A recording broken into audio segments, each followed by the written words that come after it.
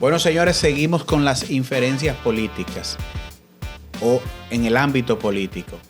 Nos toca ahora analizar el perfil de un político que no es nuestro, es de Estados Unidos, el más joven en la historia de llegar al Congreso y casualmente y en contraste, el más viejo en estar en la posición de presidente. Estamos hablando de Joe Biden, en breve con ustedes.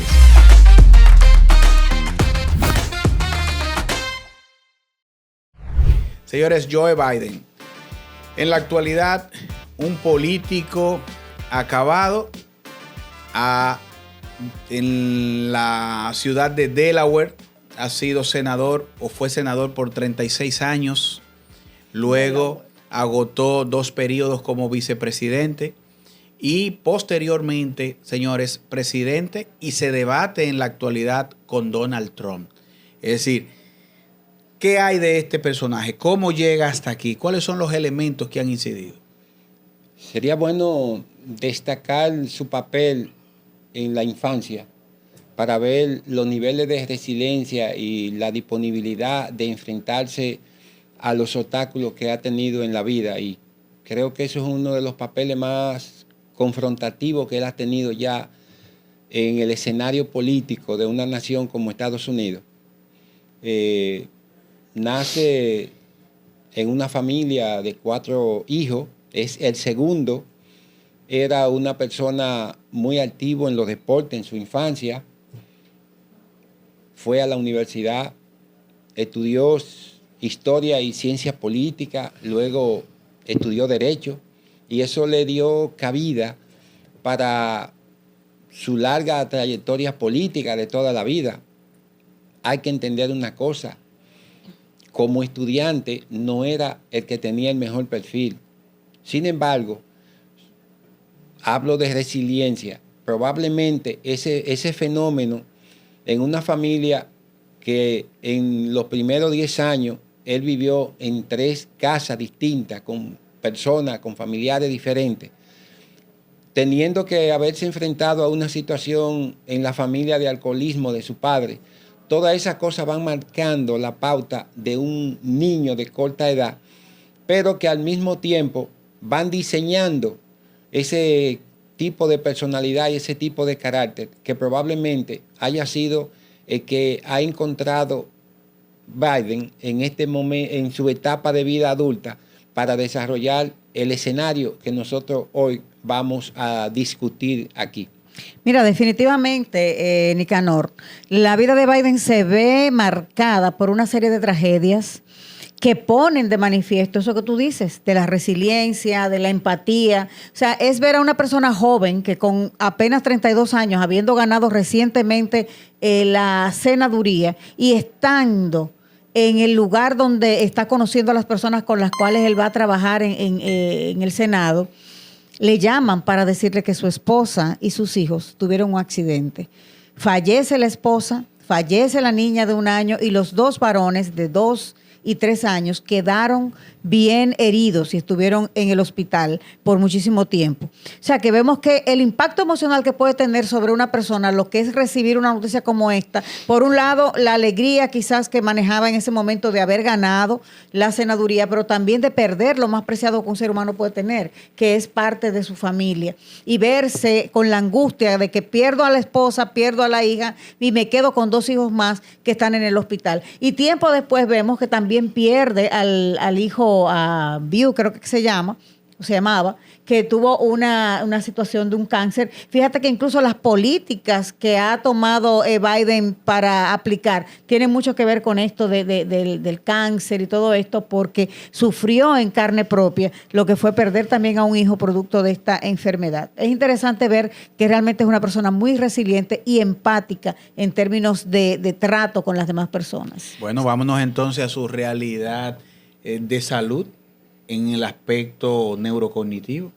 Señores, pensar en la realidad de John Biden y analizar precisamente los desafíos y conflictos que este ha enfrentado en temas geopolíticos, como el conflicto entre Gaza e Israel. No es nada fácil, señores, porque apoyar a Israel de manera directa y a la vez no violentar los derechos humanos de los palestinos se vuelve un papel de ser intermediario de una manera interesante y un poquito compleja. Aunque esto ha sido observado por los organismos internacionales en ver la postura que él ha mantenido por preservar los derechos humanos ya mencionados de los palestinos, también es necesario analizar que pensar en este impacto político, cómo ejerce, señores, la figura del presidente Joe Biden. Es interesante pensar que es un proceso que se va a dar a largo plazo, porque sí es verdad que ha tenido varios éxitos, pero sabemos que el conflicto de Estado de los palestinos e Israel todavía está ahí. Y es una realidad latente. Y Estados Unidos juega un papel preponderante. Así es.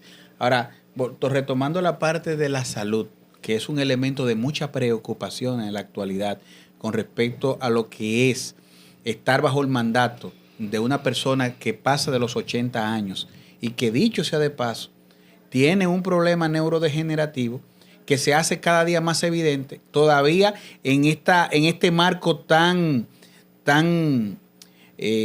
vamos a decirlo así, tan enfático de la pugna electoral, porque estamos hablando que está luchando contra su anterior contrincante, Donald Trump, y recientemente confunde a Zelensky en una cumbre de Naciones Unidas con Putin, y a su vicepresidente la confunde con una asistente, ¿verdad?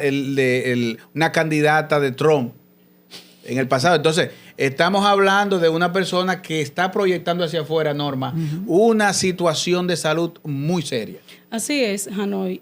Todo lo que ustedes han dicho, obviamente que trae una gran carga de estrés que este señor está manejando desde hace mucho tiempo, desde toda su historia de vida, y se puso en evidencia en la campaña anterior para ser mandatario en esta contienda que aún todavía le queda hasta diciembre. Y aparte de eso, ese deterioro neurocognitivo que está presentando Joe Biden, a mí hasta cierto punto me apena el ver que sus cercanos, como son sus familiares y su también pues equipo de políticos, ¿verdad? Y también su doctor de cabecera y su neurólogo, quieren como ocultar todo lo que se evidencia. En cada uno de los videos podemos ver, incluso en un discurso, donde él sale a darle la mano a nada. Es decir, ¿qué hay en este cerebro de esta persona, verdad? Que termina un discurso, que se le olvidan las palabras, que se le olvida el contexto donde está, que tiene dificultad hasta, por ejemplo, tropieza, se cae, se va de una reunión, hay que buscarlo. Es decir, todo esto, señores, a mí me apena de verdad que ese deterioro neurodegenerativo, no hay un grupo de apoyo cercano cuidando la figura de una persona tan importante como es la figura de un presidente, y además también someterlo a ese estrés de estar también en la reelección, en la búsqueda de la reelección. La verdad que es muy doloroso. Pienso que la historia de Biden, él no se merece terminar un mandato de esta manera, por lo que implica ese cuidado a ese ser, a ese viejito, a ese señor que ha hecho aportaciones, nos gusten o no. Entonces, eso es bastante crítico, la verdad. Ay, pero no le digas así, ese viejito. Bueno, pero de cariño, como mi abuelito. Mira, señores, como mi abuelito, de cariño. Esto pone de manifiesto lo que dice Norma, un apego a no la posición de poder, sino al ejercicio histórico de la política, porque estamos hablando, señores, de una persona que pasa de los 80 años y que, es decir, 3/4 parte de su vida, de ese tiempo, ha estado inmerso en la política, y ahora le dicen, es tiempo de retirarse. Y fíjense cómo él batalla con esa idea de quedarse, aún contra viento y marea, porque a la familia lo podrá estar apoyando, pero usted puede estar seguro que en algún momento se ha reunido con él y decirle ya suelta. Sin embargo, está, señores, apegado porque posiblemente sienta que pierde su identidad al retirarse. O esa resiliencia, esa persona que en su historia ha luchado contra viento y marea, todavía persiste ese patrón de personalidad Hanoi, y quiere trascender e irse por encima de la Hanoi, realidad que está viviendo. Por eso es importante, señores, prestarle atención a la salud mental.